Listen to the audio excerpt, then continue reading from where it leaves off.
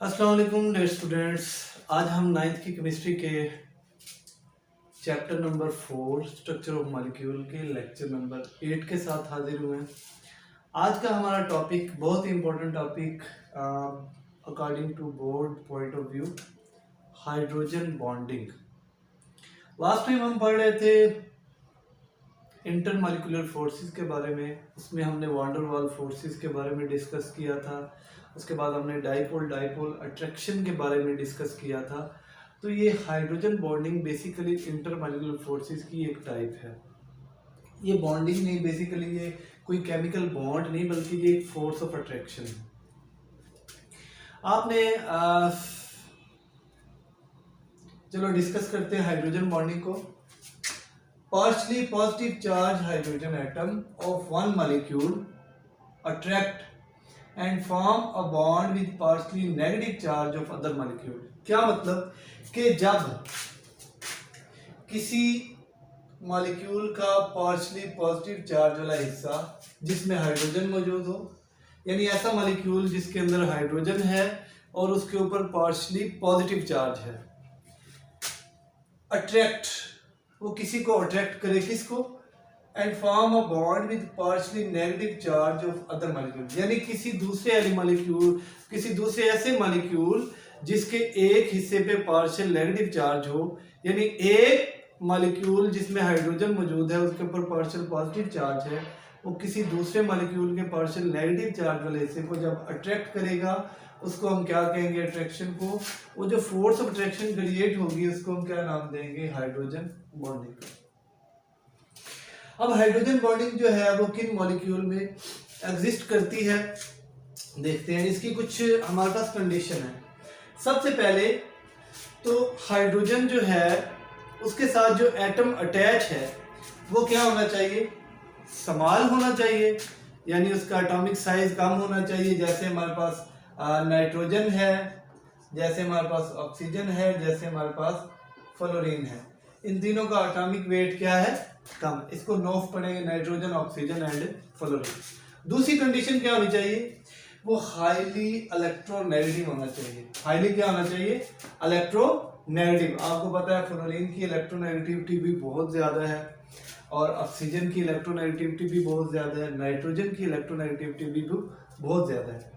दो कंडीशन होगी, यानी पहले नंबर पे वो क्या होना चाहिए, एटम जो हाइड्रोजन के साथ अटैच है वो स्मॉल होना चाहिए, हाईली इलेक्ट्रोनेगेटिव होना चाहिए। तीसरे नंबर पे वो पोलर होना चाहिए। क्या होना चाहिए, पोलर, और उसके ऊपर लोन पेयर भी मौजूद हो। आपको पता है नाइट्रोजन के ऊपर भी एक लोन पेयर होता है, ऑक्सीजन के पास दो लोन पेयर होते हैं। तो क्या कंडीशंस हैं, अगर वो पूछ ले कंडीशंस के बारे में कि हाइड्रोजन बॉन्डिंग की कंडीशंस क्या है, तो आप क्या बताओगे कि जब हाइड्रोजन एटम किसी दूसरे ऐसे एटम के साथ बॉन्ड बनाए जिसका एटम का साइज भी स्मॉल हो, जिसकी इलेक्ट्रोनेगेटिविटी भी बहुत ज्यादा हाई हो और पोलर बॉन्ड हो उसमें, और वो लॉन पेयर भी उसके ऊपर मौजूद हो, तो ये इसकी क्या है, ये कंडीशन है। अब एग्जाम्पल की तरफ चलते हैं। सिंपल एग्जांपल है हमारे पास हाइड्रोजन बॉन्डिंग की, वाटर मॉलिक्यूल। आपको पता है कि वाटर मॉलिक्यूल जो है वो पोलर मॉलिक्यूल है। कैसे, हाइड्रोजन एटम, इलेक्ट्रोनेगेटिविटी कितनी है जी, 2.1, कितनी है, 2.1। ऑक्सीजन, इसकी इलेक्ट्रोनेगेटिविटी हाइड्रोजन से ज्यादा है। अब यहाँ पे देखें, वाटर के मॉलिक्यूल में दो हाइड्रोजन एटम है और एक ऑक्सीजन का एटम है। ऑक्सीजन का एटॉमिक नंबर 8 है, यानी ये स्मॉल एटम है, हाईली इलेक्ट्रोनेगेटिव भी है, और इसके वैलेंस शेल में कितने इलेक्ट्रॉन हैं, 6, 1 2 3 4। अब ये क्या करेगा, एक इलेक्ट्रॉन इस हाइड्रोजन के साथ शेयर कर लेगा, एक इलेक्ट्रॉन इस हाइड्रोजन के साथ शेयर कर लेगा। अब है तो म्यूचुअल शेयरिंग, कोवेलेंट बॉन्ड है, लेकिन ऑक्सीजन की इलेक्ट्रोनेगेटिविटी ज्यादा होने की वजह से वो हाइड्रोजन के इलेक्ट्रॉन को इधर से भी ज्यादा अट्रैक्ट करेगा, इधर से भी ज्यादा फोर्स से अट्रैक्ट करेगा। इसके नतीजे में इसके ऊपर पार्शियल नेगेटिव चार्ज आ जाएगा और साथ दूसरे एटम के ऊपर क्या आ जाएगा, पार्शियल पॉजिटिव चार्ज। तो तीसरी कंडीशन भी होगी कि वो पोलर है। चौथी कंडीशन में लोन पेयर, आपको पता है कि ऑक्सीजन के पास जो है वो दो लोन, तो इसका मतलब है ये हाइड्रोजन बॉन्डिंग में एग्जिस्ट कर रहा है, उसके क्राइटेरिया पे पूरा उतर रहा है। कि वाटर का मॉलिक्यूल जो है उसके साथ जो हाइड्रोजन के साथ ऑक्सीजन है वो स्मॉल भी है, हाईली इलेक्ट्रोनेगेटिव भी है, पोलर भी है और लॉन्ग पेयर। अच्छा, अब ये एक मॉलिक्यूल है। इसी तरह से हमारे पास वाटर का दूसरा मॉलिक्यूल है, इसी तरह से चौथा मॉलिक्यूल है, आगे पांचवा। आप अगर किसी बर्तन में पानी ले रहे हैं तो इसका मतलब ये नहीं कि उसके अंदर 1 2 3 मॉलिक्यूल वाटर के, उसके अंदर ट्रिलियन ट्रिलियंस ऑफ उसके अंदर वाटर मॉलिक्यूल होंगे। तो ये मैंने इधर कुछ शो किए हैं, यानी एक ये वाटर मॉलिक्यूल, एक ये और एक ये। अब क्या है, ये कुछ इस तरह से अपने आप को अरेंज कर लेंगे कि वाटर का जो पार्शली हाइड्रोजन एटम है वो दूसरे जो मॉलिक्यूल होगा उसके पार्शली नेगेटिव के सामने आ जाएगा। जैसे ये हाइड्रोजन है, ये क्या करेगा, इसके ऊपर पार्शियल पॉजिटिव चार्ज है, ये बिल्कुल उसके सामने आ जाएगा, उसके पार्शियल नेगेटिव चार्ज वाले हिस्से के सामने आ जाएगा और इनके दरमियान एक फोर्स ऑफ अट्रैक्शन क्रिएट हो जाएगी जो इन मॉलिक्यूल्स को आपस में क्या करेगी, जोड़ के रखेगी। ये फोर्स ऑफ अट्रैक्शन, ये फोर्स, इनको हम क्या नाम देंगे, हाइड्रोजन बॉन्डिंग। आप दोबारा से डेफिनेशन देख सकते हैं, partially positive hydrogen atom of one molecule attract and form a bond with partially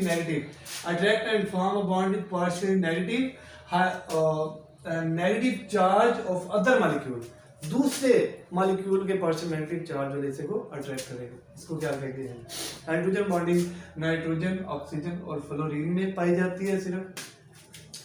अच्छा, हमने पढ़ा है डाइपोल फोर्स ऑफ अट्रैक्शन। ये बेसिकली ये कोई केमिकल बॉन्ड नहीं बन रहा, बल्कि ये वीक अट्रैक्टिव फोर्सेस है।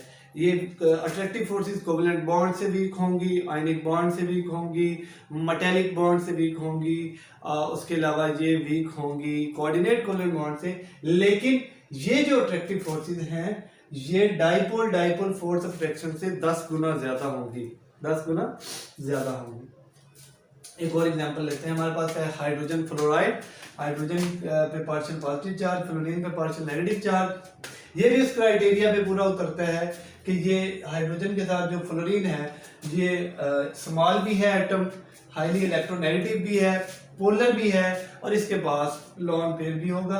तो ये क्या करेगा, ये एक इस पे पार्शियल पॉजिटिव, इस पे पार्शियल नेगेटिव, इसी तरह से हाइड्रोजन फ्लोराइड का एक और मॉलिक्यूल और एक और मॉलिक्यूल।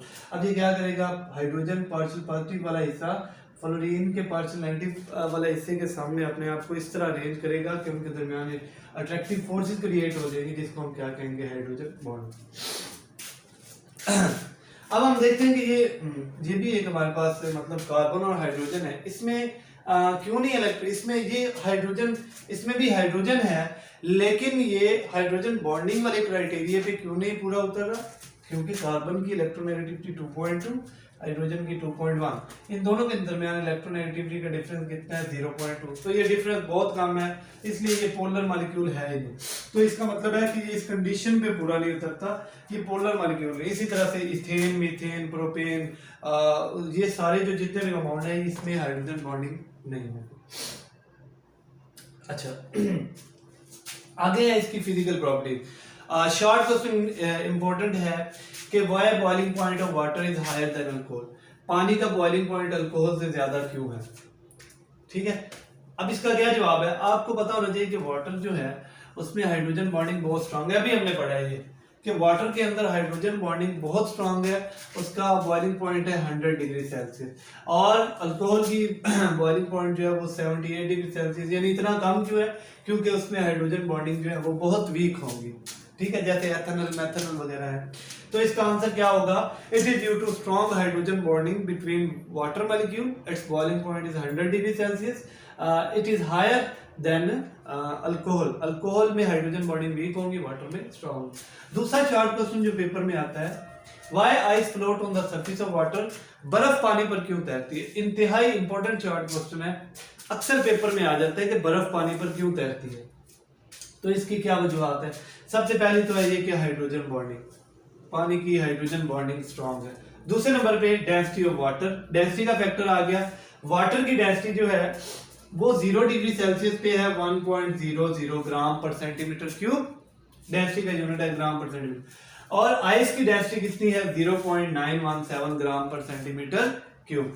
यानी क्या यहाँ पे क्या हमें नजर आ रहा है कि आइस की डेंसिटी कम है वाटर। आपने पढ़ा होगा कि जिस चीज की डेंसिटी कम होगी वो सरफेस के ऊपर रहेगी, जिस चीज की डेंसिटी ज्यादा होगी वो सरफेस के नीचे रहेगी।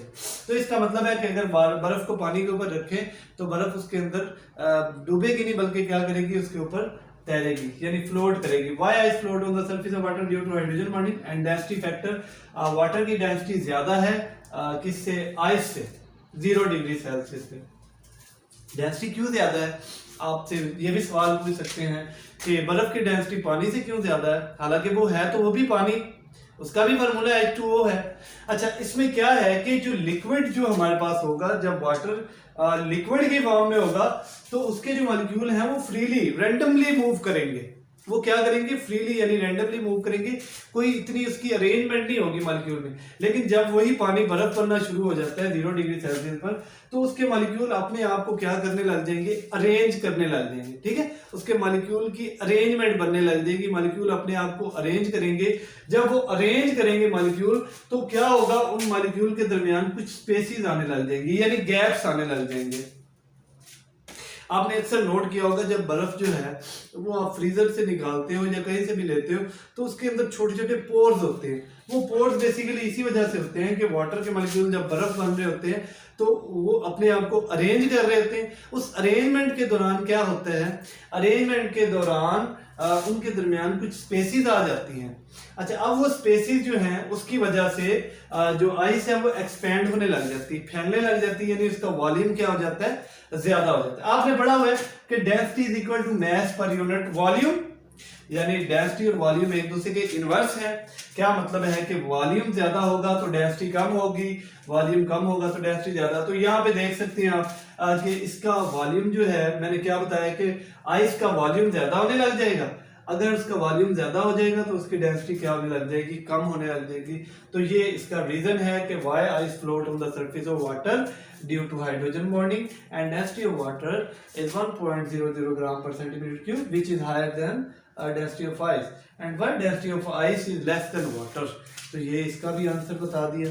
तो ये लॉन्ग क्वेश्चन इंतहाई इंपॉर्टेंट है, पेपर में आता है। Define hydrogen bonding, define and explain hydrogen bonding with the example. और बाद वो पूछ लेता है कि राइट इट्स फिजिकल प्रॉपर्टीज, कौन कौन सी फिजिकल प्रॉपर्टीज जो है इसके ऊपर डिपेंड करती हैं।